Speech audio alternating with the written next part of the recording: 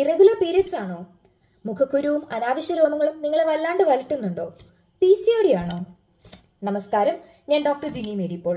നമ്മൾ ഇന്ന് ചർച്ച ചെയ്യുന്നത് പെൺകുട്ടികളിലും സ്ത്രീകളിലും ഇപ്പോൾ സാധാരണയായി കണ്ടുവരുന്ന PCOD എന്ന രോഗത്തെക്കുറിച്ചാണ്. എന്താണ് PCOD? PCOD എന്ന് പറയുന്നത് പോളിസിസ്റ്റിക് ഒവേറിയൻ ഡിസീസിന്റെ ചുരുക്കനാമമാണ്.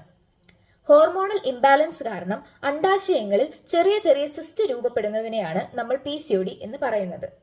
ഇതുണ്ടാകാനുള്ള കാരണങ്ങൾ എന്ന് പറയുമ്പോൾ ഹോർമോണൽ ഇംബാലൻസ്, മാനസിക സംഘർഷം, തെറ്റായ ഭക്ഷണശൈലി, വ്യായാമക്കുറവ്, ഉറക്കമില്ലായ്മ, പിന്നെ ചില കേസുകളിൽ ഫാമിലി ഹിസ്റ്ററിയും കാരണമായി പറയുന്നുണ്ട്. ഇനി ഇവയുടെ രോഗലക്ഷണങ്ങൾ എന്താണെന്ന് നമുക്ക് നോക്കാം.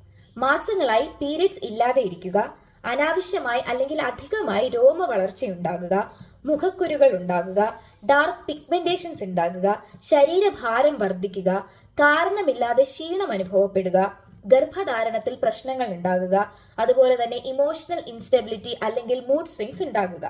നാം ചെയ്യേണ്ടത് കൃത്യമായ ഒരു ജീവിതശൈലി നിർമ്മിച്ചെടുക്കുക. അതിനായി ശരിയായ ഭക്ഷണക്രമം, ശരിയായ രീതിയിലുള്ള വ്യായാമം, നല്ല ഉറക്കം ഉണ്ടാക്കിയെടുക്കുക. PCOD ഒരു ജീവിതശൈലി രോഗമാണെങ്കിലും അതിന് നാച്ചുറലായ പരിഹാരമുണ്ട്. ഹോമിയോപ്പതി PCODക്ക് വളരെ ഫലപ്രദമായ ഒരു ചികിത്സാ രീതിയാണ്.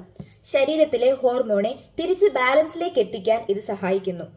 ബുദ്ധിമുട്ടില്ലാതെ, നാച്ചുറലായി, വ്യക്തിഗത രോഗലക്ഷണങ്ങൾ നോക്കിക്കണ്ട്.